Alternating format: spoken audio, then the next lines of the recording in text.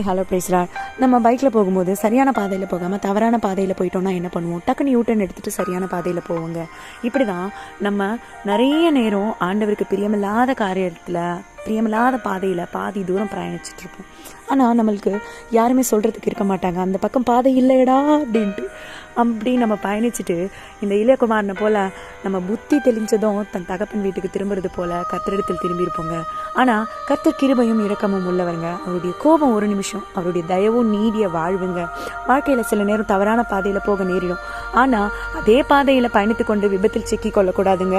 நீங்கள் கர்த்தரிடத்தில் திரும்பும் பொழுது அவர் உங்களை நோக்கி பார்ப்பார், உங்கள் பாதைகளை நேராக்குவாருங்க.